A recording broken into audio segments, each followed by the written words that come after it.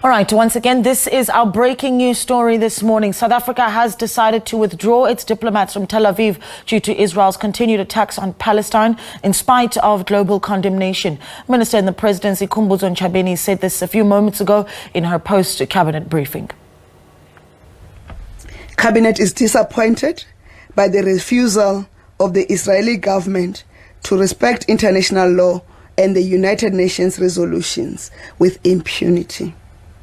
The humanitarian corridors remain closed due to the continuing attacks of the Gaza Strip by the Israeli government, which is increasing the death toll to more than 9,500. The airstrikes in Gaza and the West Bank continue to attack schools, hospitals, ambulances, and civilians. As previously indicated, a genocide under the watch of the international community cannot be tolerated. Another Holocaust in the history of humankind is not acceptable. And the South African government has decided to withdraw all its diplomats in Tel Aviv for consultation. Cabinet has also noted the continuing disparaging remarks of the Israeli ambassador to South Africa about those who are opposing the atrocities and the genocide of the Israeli government. This is despite the condemnation by the previous ambassadors of Israel to South Africa, who were clear that the acts of the Israeli government are a repeat of apartheid and not different to the apartheid antics. The position of the ambassador of Israel in South Africa is becoming very untenable. Cabinet has decided to instruct DECO to take necessary measures within the diplomatic channels and protocols to deal with the conduct of the ambassador of Israel to South Africa.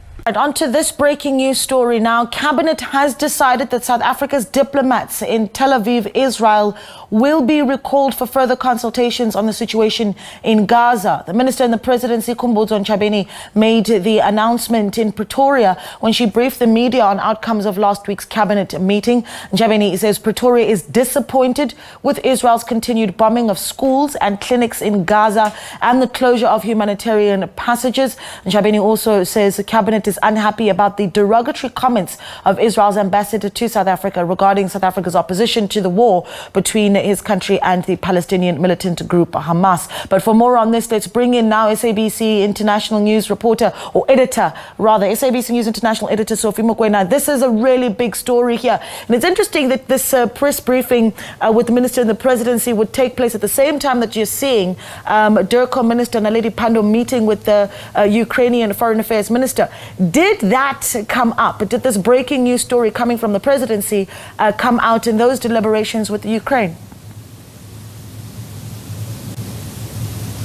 Well, it didn't come up, but the minister did touch on the situation in the Middle East. As you know, that South Africa is quite firm in terms of the Palestinian cause. The minister even quoting the late former President Nelson Mandela, who said South Africa will not be free until Palestinians are free. And I looked at the Ukrainian diplomat, the foreign affairs minister. I could see the body language, as you know, that the president of Ukraine, Zelensky, yesterday pointed out that the Hamas-Israel war is now taking attention, and also they are now left on their own. And therefore, with this story now, clearly the focus is on a decision taken by South Africa. But we will ask the minister. As you can see, I am in the media room here at DERCO. As soon as they are available, I am going to ask the minister about this decision, perhaps to expand in terms of this, because you know that after the ANC took a resolution that government must withdraw from Israel and close the embassy, the South African government, in its capacity as a state, took a decision to downgrade the embassy, and therefore you still had people there, and it was more of liaison, in other words, assisting South Africans when they are in Israel, but also perhaps the business community. Now, with this decision, recalling the diplomats, it means that you are temporarily closing the embassy, and they indicated that it's for consultation. So the question is, what will the consultations be about, but also how long is this process going to be conducted? But we know that what transpired yesterday, I mean, no country that speaks to human rights would have stand by and idling or looking away in terms of the bombardment yesterday, and particularly the utterances by the minister of Israel, a right-wing politician, I must say, indicating that the use of nuclear weapons can be an option, even though Prime Minister Benjamin Netanyahu was quick to suspend that minister. He didn't fire, suspend, and therefore you expect him to be back in cabinet very soon. And I think Israel has completely lost it here. Those bombardments are shifting the sympathy from Israel to Palestine. We saw big protests around the world, even in capitals where you have the Western powers, where Western powers are sympathetic to Israel, including the Secretary of State yesterday, Antony Blinken, saying that what's happening in Gaza is very, very bad in relation to casualties when you look at women and children who are dying. And this afternoon, again, Israel will be on its back foot because the Secretary General of the United Nations is going to make a statement.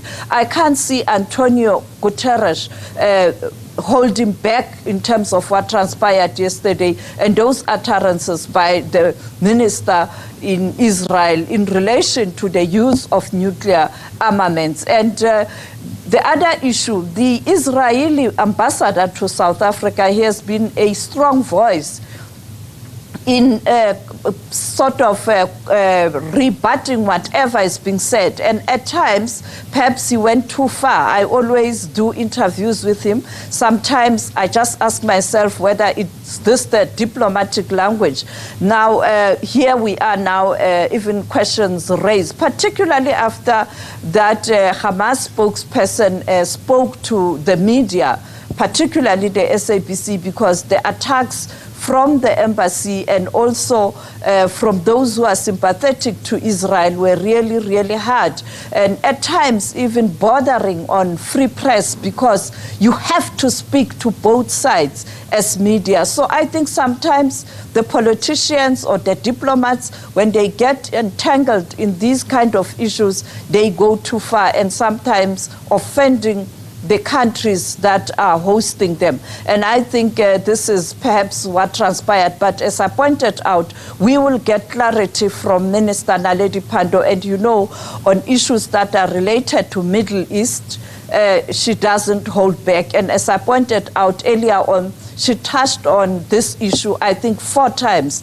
in her statement. And I looked at the body language of the Foreign Affairs Minister of Ukraine. You could see that he was very uncomfortable because he realized then that this will dominate the headlines, contrary to what they want, that perhaps they can regain the lost ground in terms of public sympathy, in terms of what's happening in Ukraine. And therefore, yeah, we are here. The world is divided.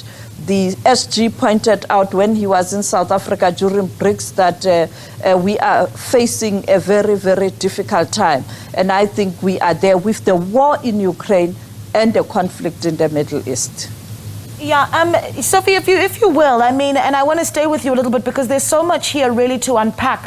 Certainly over the past few weeks, what you have seen is South African government leadership really wanting to, I suppose one could easily say, take a nuclear I suppose, a neutral, the word is neutral, a neutral approach to how they tackle the tension between Hamas and Israel. Where we see now the withdrawal of diplomats from Tel Aviv and Israel, and even while meeting with the Ukrainian foreign minister, Minister Naledi Pandor, quoting Nelson Mandela on, South Africa's freedom being so closely linked to Palestine. Are we starting to see government then be really quite decisive about which side of the battle it's on? The South African government has always been clear in terms of the Middle East question. And as you pointed out, the minister this morning reminded the world that this is not something new in relation to the position the current administration has taken. It dates back to exile years, and later when they got into government, even our first democratic president made it clear, Nelson Mandela, who's revered around the world, that South Africa will not be free until such time Palestine is free. And therefore, sometimes I ask myself whether do we really have institutional memory in South Africa or around the globe in terms of where this foreign policy comes from. The same with Thabo Mbeki. He was quite firm in relation to the Middle East question. He even sent envoys to the Middle East to try and broker peace. He even invited Israelis and Palestinians to a caucus or a meeting here in South Africa, in Cape Town, in one farm, trying to push for negotiations, but it didn't help.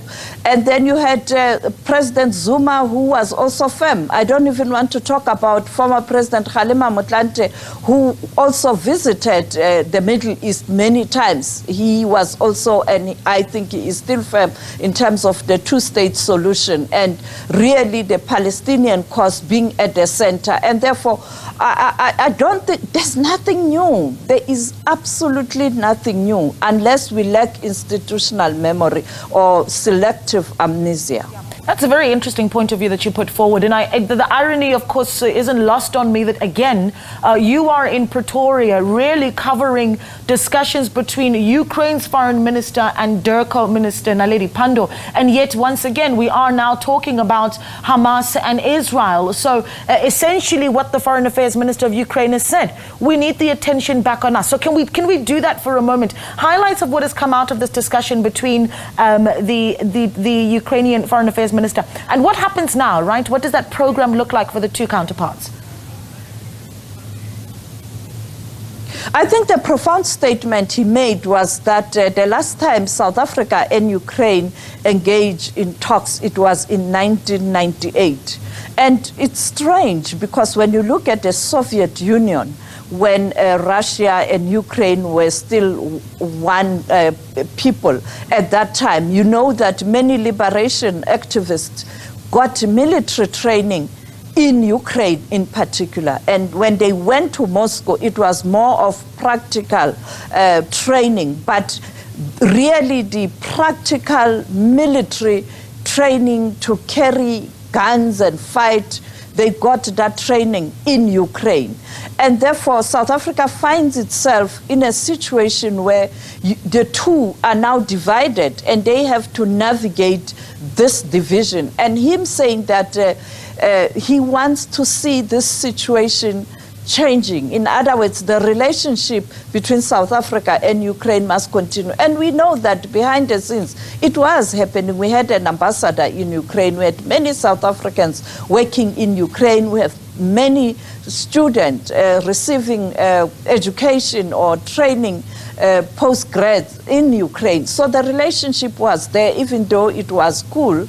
Perhaps Ukraine didn't see the importance of South Africa at that time. But now they've since realized that this is a partner who is also having influence on the continent and globally. And therefore we cannot forget them. And let's go back because honestly, these were our friends when it was difficult for South Africans at that time, particularly the marginalized, the Africans who were oppressed. Yeah. And therefore, I think that was a powerful statement to start this meeting. But I am certain that behind the scenes, he did express this displeasure in terms of South Africa's posture in relation to the war in Ukraine. And I think the frank discussions did happen, but when they speak to us, clearly they are going to display diplomatic posture. But we will ask them, and as I said yesterday, the president of Ukraine did raise this issue of the Middle East conflict. But the reality is the world must ensure that both these challenges are attended to. You cannot choose. You have to address both the Ukraine conflict and the Middle East conflict if you want total peace, where the Security Council that was launched with the aim of bringing peace has failed to do so. You know, once again, we're talking about this breaking news story, of course, that you've got even running at the bottom of your screen there, that the announcement is by the minister in the presidency that South Africa is withdrawing its diplomats from Tel Aviv in Israel. Now, behind the scenes now, as you and I are speaking, Sophie, the agenda team has just been in conversation with the Israeli ambassador to South Africa, Ambassador Eli Belatekovsky. And he told our team just moments ago that he's not aware of the withdrawal and has not received any communication to that effect. He says as a result he cannot comment at this point, and we'll bring in, of course, we'll keep you updated as that story does continue to develop. But perhaps this speaks to just the speed of diplomatic communications at a time when there is so much going on, right? Well, I'll be in conversation with the spokesperson of Foreign Affairs of Israel at 5 p.m. South African time. This was a long-standing arrangement. In fact, I did the arrangement yesterday. I didn't know that South Africa was going to take this position. So they will be better placed to respond because it will be the Foreign Affairs of Israel, the spokesperson. And I think South Africa has already sent a communication to the Foreign Affairs Department of Israel. And we will get information. We will continue. This is going to be the big story of the day, and we will tackle the story in all angles. We'll go to our bureaus all over the world to get reaction. We'll get to the United Nations this afternoon. Shawan will be on standby to bring us the statement of Antonio Guterres. But Turkey did the same. And other countries chaired yesterday on the continent did the same. So we are going to see more countries taking this action of withdrawing their diplomats as a sign to express the displeasure in terms of the bombardment in Israel. And this is going to be a story that is going to be with us for some time. And that bombardment yesterday, children crying, women dying. And that is why people are asking if Israel has a right to defend itself, is this the defense? And also the utterances by the minister saying that nuclear weapons can be an option, even though he's suspended. Remember, suspended, not fired. Right. And therefore, it is quite tense. And I saw lots of reports in relation to the Arab League and Arab countries. They are angry. Yeah, look, there's so much to look forward to then. So I suppose at 5 o'clock we'll be watching for that interview, and then of course we'll be coming back as well to Sophie Mugwe now, of course, who is SABC News international editor, who in moments from now will be speaking to the Minister of International Relations and Cooperation, Naledi Pandor. Will bring you that conversation and a lot more as the story unfolds. But that is the breaking news story at this hour. South Africa has withdrawn diplomats from Tel Aviv in Israel. That announcement coming in moments earlier from Minister in the Presidency, Khumbudzo Ntshabeni, as she briefed the media on what came out of a cabinet meeting.